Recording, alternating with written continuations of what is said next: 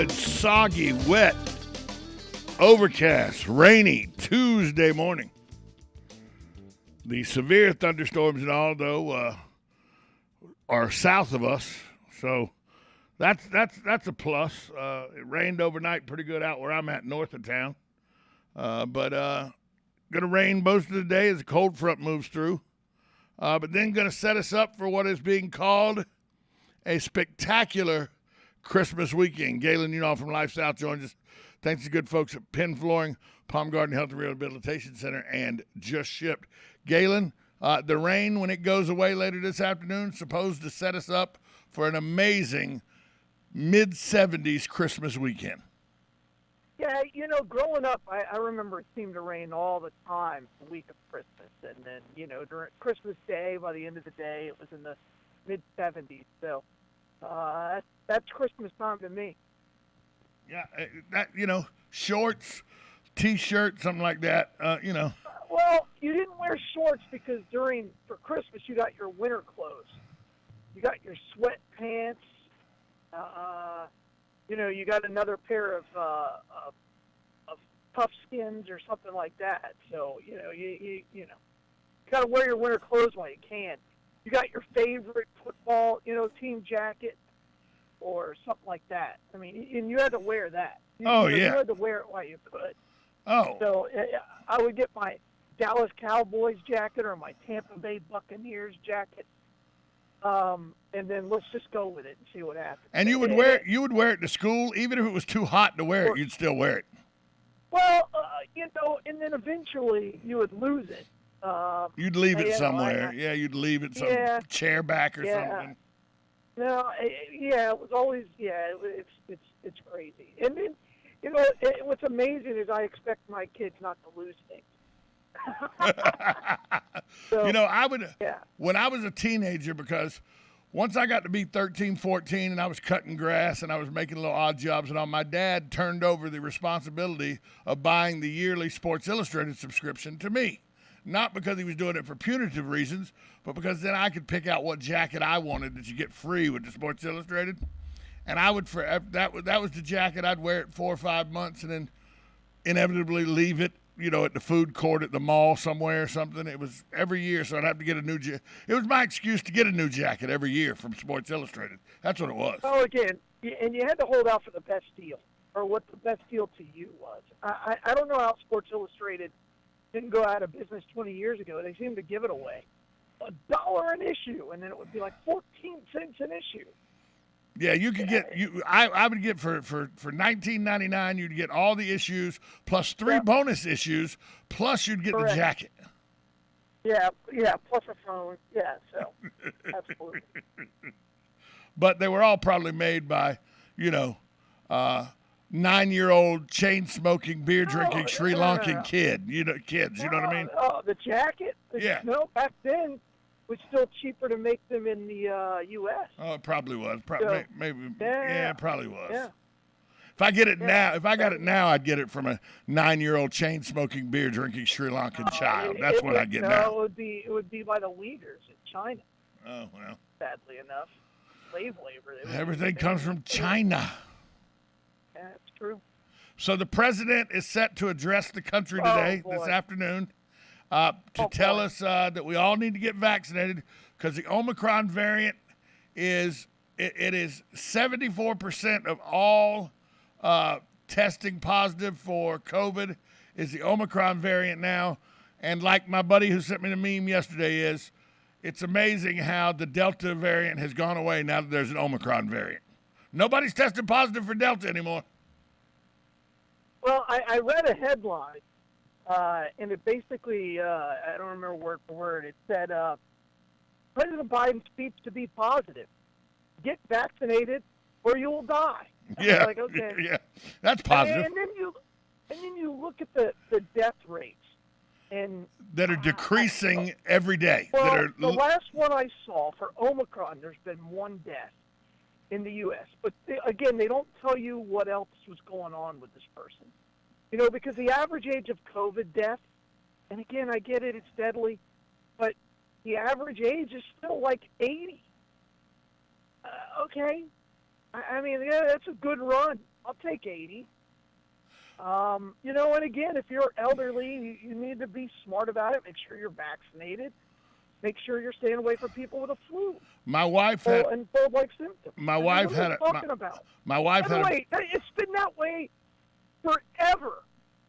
Forever. Go ahead. I'm sorry. My wife had a very good point this morning. She goes, we always talk about how we want to see politicians' tax returns. She says, I want to see the canceled checks over the last year from politicians so that we can see which ones are canceling checks from Moderna, Pfizer, and Johnson & Johnson. Yeah. I saw Moderna. I said, I bet you Joe Biden's getting a check as much as he's telling you to get vaccinated. I bet he's getting a check. I mean, somebody who's in control of Joe Biden's definitely getting a check. But I saw Moderna's got a booster now, and they're saying it's effective against Omicron. So, and again, get vaccinated if you want to get vaccinated. True story. True story. If you take the word Delta and the word Omicron, and you know how if you put the words and then you make the words you can make out of these two words, when you take all the letters, you can spell media control with those two words. Well, just saying. I know. I'm amazed. If you believe half of what the media tells you, you're nuts. Right now. Yellow journalism is alive and well. Well, Omicron and Delta, they are just like the $20 bill. The $20 bill predicted the Twin Towers destruction. Remember that? Remember you fold that $20 bill. It was right there, clear as a day, that the World Trade Centers were going to get bombed. So, Omicron and Delta, media control. It's right there in front of you, folks. Well, yeah, move on. The bad thing is, I'm saying that. I tell people, read more. The bad thing is, I'm saying that tongue in cheek with the Delta Omicron, but sadly, it's not really a tongue in cheek situation. It is about control. There's no doubt about that. And again, we'll see. We have an election now coming up. It'll soon be election season, and we will be hearing all about it. And let's be clear, the only way the Democrats can maintain control of the House is if there is more COVID. They're banking their whole world on COVID, right? Because that's how they won the president, that's how they won the House, that's how they took control of the Senate, is because of COVID. And they're all in now, especially since Joe Manchin said that he's not going to pass the spending bill. Well, yeah, that's the only thing they got now, because the spending bill is not a talking point anymore. Yeah. So let's see where they go with it. And they're having they just had a U.S. representative say she's not running again, a Democrat. I can't pull the story up. It was right here, and now it's gone. But there's going to be a lot of them. And again, some of them, and this is the real issue. And by the way, I feel like that is an issue here in our town. If there is no plurality, right? If there are no two parties, then you get this radicalism.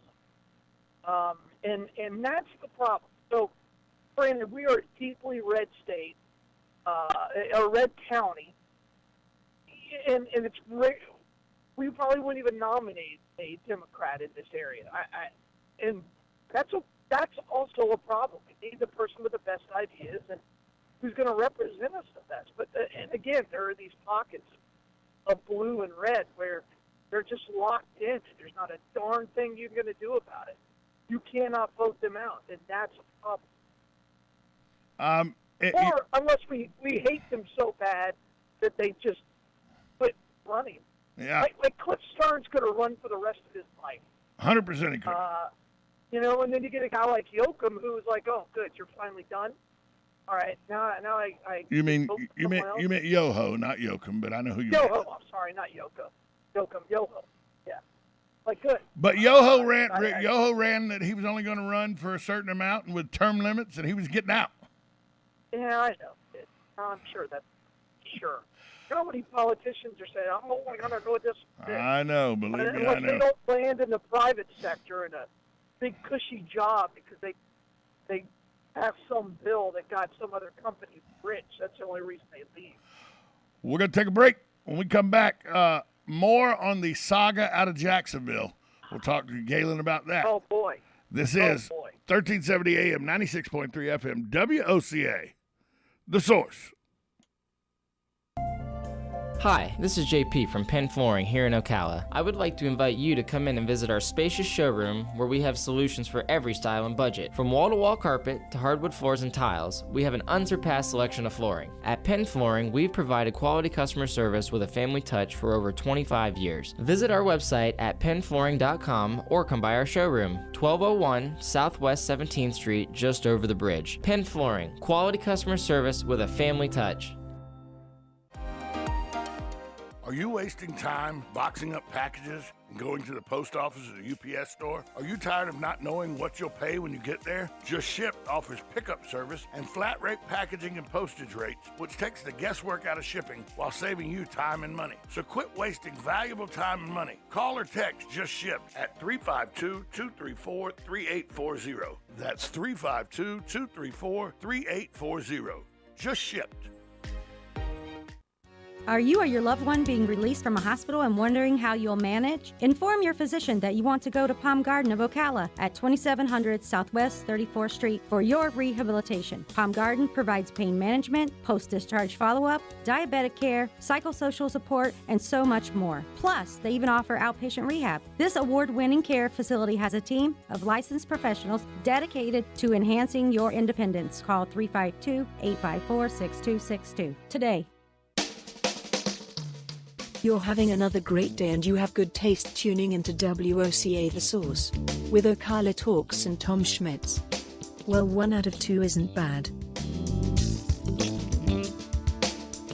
Welcome back to Ocala Talks on a Tuesday. Galen Enoff from Life South joins us. He does every day. Brought to you by the good folks at Penn Flooring, Palm Garden Health and Rehabilitation Center, and Just Shipped. Galen, I just want you to know that even Urban Meyer's lawyer doesn't seem to have Urban Meyer's back. Urban Meyer's lawyer now admits, yeah, Urban kicked the football player. He did. And now there are players coming out saying, you know, I make more money than he does, and he thought he was going to use a dictator. This isn't China. This is the NFL. Somebody actually said, this isn't China. This is the NFL. It seems like his I'm in control and I can take your scholarships from you if you don't do what I say didn't really play in a league where guys make more money than him on the regular. You know, I'm amazed when I see coaches in the NFL who try – the ones that are successful are the ones that are very calm, right? They're very, very professional. You're allowed to be emotional in the moment. I think that all sports are. But you can't yell at guys, right? Because they're grown men. You know, you're not going to yell at them. And I saw him yell at them a lot. You know, he's like, oh, you know, that whole I'm your father thing just doesn't work. Not in the NFL. And I tell people this all the time. If you're yelling, you're not coaching. Right? You get, with a team, you get maybe one opportunity in each season to yell, right? Or you just unload on a guy one time. But after that, you're done. You never yell at them again because they do not care. They're just going to shut you out, and they're not going to listen to a word you say. Not a word. Because it just doesn't work. I mean, maybe it worked back in the 70s and the 80s. The great coaches, you never saw, you know, you don't see Bill Belichick yell. You know, who are some of the all-time greats? The reason that Bobby Knight blew up was because he yelled too much. And there's only he had a ton of talent, but didn't win a whole lot compared to the Wizard of Westwood, who just won all the dang time. He never yelled. No. Ever. Dean Smith Jackson doesn't yell. Dean Smith never raised his voice. Oh, why would he? Now, at practice, apparently, he would get after you. But during the game, right. All you're doing then is embarrassing the kids. And you cannot embarrass these kids and expect them to fight for you. And this day and age, these kids, you really can't. I mean, the reason I don't coach football is because I literally know one way to coach, and it's unacceptable these days. So I can't coach football because I only know one way to coach, and I'm not the type of guy that changes real easy. So I know that. So I got out of my last coaching gig was when I taught high school, and then I came back and coached Pop Warner. But by then you had parents on the field with you, so you really had to mind your P's and Q's. And I only did that for 1 year because I just couldn't get into it because it wasn't the style that I was used to. So I got out. Sometimes when the game passes you by, you got to get out. Yeah, but you can go back to the dawn of time. Like, Lombardi wasn't a yeller. No. George Hallis wasn't a yeller. Paul Brown wasn't a yeller. The great coaches, there's a time, but you do not yell at them in public. I mean, it just doesn't help. Let me tell you something. Coach Russell never raised his voice. Everybody thought he was a wild man because he headbutted lockers and everything, but he was not. Tommy Spangler, the defense coordinator at Georgia Southern, that was the guy that screamed and yelled. Vance Pike, that was the guy that screamed and yelled. Paul Johnson never screamed and yelled. Irk Russell never screamed and yelled. Irk Russell was the kind of guy that would come down off the tower, put his arm around you, tell you how good you were, and then ask you if your mama thought you were that good. But again, good coaches know how to push buttons, and some guys, once in a while, everybody needs a course direction. Everyone. Well, yeah. Every single person. But how you give that depends on the individual and your relationship. There's a high school coach here in town. I won't say the name, but there's a high school coach in town that gauges, he knows one day a year, him and his assistant coaches are going to get a day off, early day off. Because he purposely, when he feels like the energy of his team needs to be boosted, he goes out, he lets them lackadaisically come out for calisthenics as practice starts, walking and semi-jogging, but not committed to really giving an effort. And he gets out there and he goes, you know what? If you don't want to play today, if you don't want to play the game of football, get off my football field. I'm done with you. He doesn't yell at him. He just tells him that matter-of-factly, turns around and walks back in the field house and never comes back out. And then the assistant coaches tell him, all right, y'all go home. Hopefully he'll let you come back to practice tomorrow. And he does it every year. At a different day, you never know when it's coming, but he knows he's going to do it every year. He never yells at the kids about it. He just walks out and says, you know what? Y'all don't want to be here. Why are you wasting my time? And he walks away from them. And they come back the next day committed and ready to play football. He says it happens every year, and every year they're rededicated and ready to play football. That's called good coaching. Right? I mean, you got to know your guys. You got to know your team, I should say. I mean, I'm sure it's that way in every sport. You can't yell at them. Yeah, yelling just gets so old. The days of yelling at them. You ever work for a boss just yells at you? And you're no, like, you quit that job and go get another job. Yeah, you're like, what are you doing? I'm doing my best here, right? You think I want to suck? And that's the thing. And I really believe that coaches fail on that point. The players don't want to suck, right? They just don't, or they wouldn't be there. They want to win. They want to perform well. Your job is to help them do that. Yelling at them doesn't get it done. It just doesn't get it done anymore. And as these kids have been, the kids that have been groomed to be superstars from the time they're 8, 9, 10 years old in some of these Pop Warner leagues or city leagues and everything, or in basketball, especially in basketball. I mean, King James was named King James by Sports Illustrated before he ever played a game in the NBA. So you're not going to – these kids, they've been pampered all their lives. They've been coaches told them how good they were their entire life. You're not going to get them to the top level and then start yelling at them. I mean, and I think that LeBron James is terrible. I just don't like him. I think he's the poster child for millennials. But he is coachable, and he has been coachable his whole career, even if he's the one who's actually coaching himself. Right. He has been coachable, and I'm not taking that away from him, because players who aren't coachable don't even make it to that level. But screaming and yelling is not going to work with him. You need to coach him. You don't scream and yell at him. Again, I don't. Prime example. You're going to scream and yell at Michael Jordan Prime or example. Kareem. Prime example. Magic Johnson got yelled at by Paul Westphal. Paul Westphal was a yeller. He was motivated by screaming and hollering. Magic Johnson said, he's got to go. Yeah. Paul Westphal, a winning coach at L.A., fired Pat, and Pat was put into place because Magic Johnson didn't like to be yelled at. Right. And Pat Riley was a fiery guy. But there's a difference between fiery and yelling. That's right. And I see that all the time. And this all goes back to why Urban Meyer wasn't successful. And again, you cannot run an NFL locker room like a dictator.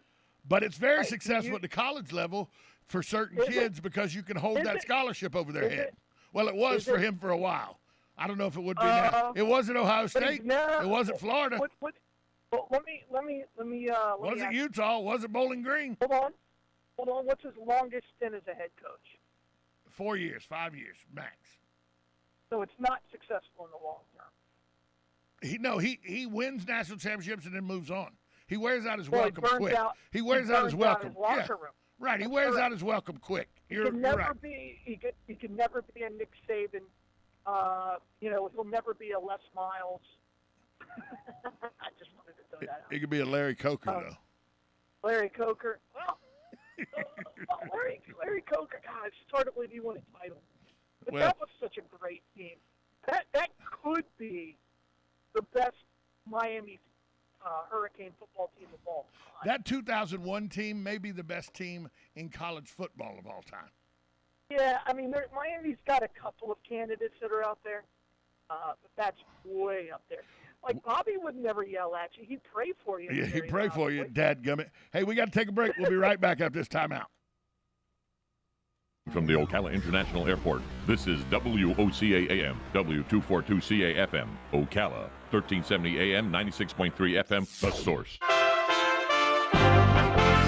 USA Radio News with Lance Pry. A magnitude 6.2 earthquake hit Northern California on Monday, bringing significant shaking but minimal damage to the sparsely populated area. The earthquake occurred just after noon and was centered off the coast about 210 miles northwest of San Francisco. Some rural roads have experienced rock slides as a result of the earthquake. That's according to the Humboldt County Sheriff's Office.